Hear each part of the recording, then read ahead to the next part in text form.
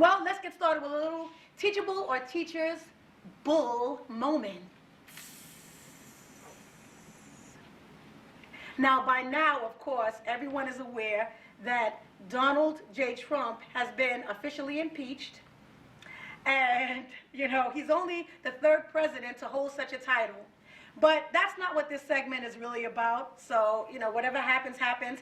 Actually, we're wondering how much do students actually know about the impeachment process? And can this be a teachable moment for students? Now, according to Forbes.com, impeachment is an educational opportunity to create stronger citizens. And teaching about this moment in history, as it happens, of course, embodies the ideal that the purpose of our education system is to create good citizens, and that we owe it to today's students, who are, of course, tomorrow's voters, to equip them with the facts about the constitutional process of impeachment. So, as I'm saying all of that to say, Ms. Stevens, now, do you think it's a good idea to teach students about the impeachment in isolation and as it pertains to the president and happening right now? Or is it a teacher's bull moment where it should probably be taught in the process in general, with, teachers just teaching about Congress and all the jobs and positions that are held and all the responsibilities that our congressmen actually have? Okay, I'm going to straddle the fence on this one. Alrighty. I think primarily this is very important for students to be following. Yes. However, I think that many students, and I can't, gauge across public Yes. schools, throughout the country, but Yes. I will say in my experience, students generally, A, are not really interested in this topic or not following it, Okay. or B, if they are following it, they're following it on social media media. solely. Or C, if they're interested in following it, they're pretty much absorbing some of the, opinions Yes. of family members, from Yes. different conversations that they've heard, over Yes. the dinner table or at family functions, over the holidays, or what have you. So, especially on the high school level, I think you have to be Yes. very careful, because students are very opinionated. Yes, they are. And the possibility of this getting out of hand in a classroom, Yes. it could spiral out of control very quickly. And at the end of the day, you want to empower students and make sure they're learning, but you also want to be able to retire Yes. from your profession Of and course. keep your job. Yes, yes. So you have to also be careful about what you're saying in front of your students as well. I don't know. I see it. I say it's a teachable moment. You say go for it. Go for it. This is the reality. Reality TV is a big thing, and this is the biggest reality show that is out there right now. And, that's what everybody seems to be used to. And why not on the biggest stage, reality stage, across the world, America? This is Americans' reality. I say teach it. I say the kids should know firsthand as the process is happening and evolving. I think they need to know step by step who the players are in Congress, who's responsible for what, because I think a lot of that information has been hidden Yes. from, the public, and hidden from, the students. So I say, they need to know what's happening step by step. Even if he's exonerated, I still say it's a good way to pull out all of those skeletons and those webs out that closet and show exactly what has been transpiring these couple of years with Donald Trump as president. And whether it be good, bad, indifferent, ugly, whatever it is, it's good for everyone to see on that mega stage that, okay, these are some of the things, these are some of the impeachable offenses that he's done, and I didn't know this, I didn't know that. And I think it opens up a discussion with your students, because your students may be biased towards hating him or biased towards really liking him. So I think this gives everybody an opportunity at the highest court that there is to see, honestly, who the players are, and to see this guy, his offenses, what he's done, and what he hasn't done. Give him a chance to defend himself as well. I agree. I just think within those conversations, Yes. you have to set very Strong clear boundaries. parameters Yes. for how Yes. the discussion is going to take place, Yep. for how students should temper their responses, to be mindful Yes. of the opinions of others. Yes. And I think for teachers also, because we, it's unfair to assume that we're always going to be objective in That's front of the our problem, own one of the students. problems I would And I say. think we have to also be very mindful of what we say and how we react to the things that our students say, because sometimes, you know, our students can say things that are very provocative. Yes. Or things that they're intentionally using to try Yes. to draw us Yes. into a conversation. So I think what you're saying is very true. Yes. And I think this definitely is worthy of having the attention put on it, and it absolutely is a teachable moment. I just think you have to be very careful with your approach. Yes, yes. So that's why I'm still on the fence, Fence. though. Yes, and it's guiding the students, you know, and the teachers.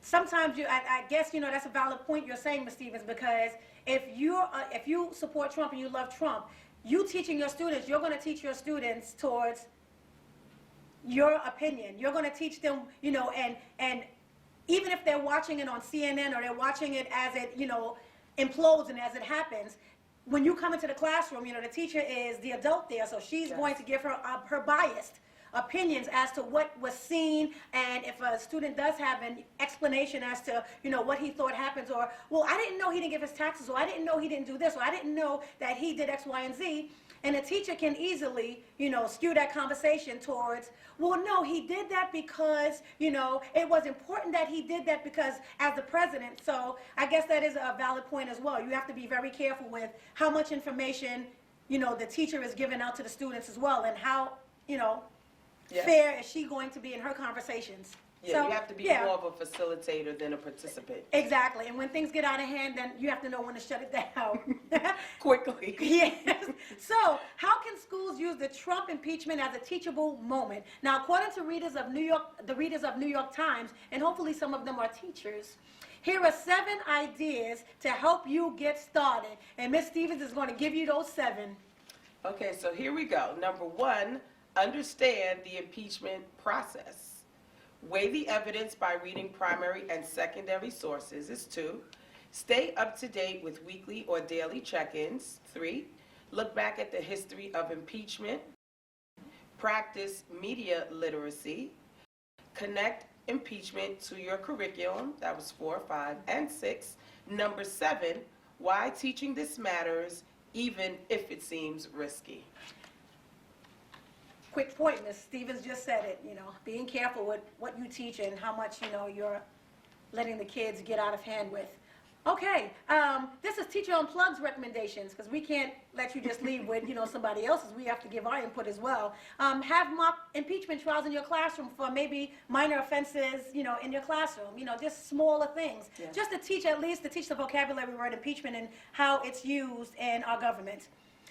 Lower grades can watch a video like the one we're about to show you and replace the positions with real people in positions, because, you know, the cartoons, you know, they're just saying people in general, but you can replace it like with the Speaker of the House, Nancy Pelosi, you know, the President, Trump, you know, just replace it with actual figures that are part of the process. And let's take a little sneak peek at that video right now. Who's in charge of the person in charge? Who fires the leader of the country if the leader's breaking the law or not doing their job properly? Who gets to decide that the leader of a country is abusing power or derelict in their duties in the first place? Sometimes leaders are fired or removed from office through a process called impeachment, where a governing body accuses and investigates how a leader has mishandled their position or powers. While many countries around the world have their own impeachment process today, we're focusing on the impeachment process for the United States of America. Furthermore, while any elected official may be impeached and impeachment is possible, both at the state and federal levels, we're specifically discussing how impeachment works for the highest office in the land, the President of the United States. Or, last but not least, you can get creative like this fabulous teacher from Spain. Moving on to the next segment. You see how I did that? I just floated that on. Now, a 15-year veteran science teacher named Veronica Duque Forgive me for mispronouncing. She's 43 years old and she currently instructs third grade students in various subjects. Now, realizing how hard it is for her young kids to visualize the disposition of internal organs, she decided to take her science lesson regarding anatomy to a more visual presentation and wore a skin-tight bodysuit displaying all the major organs of the inner body. Keep in touch, body to body.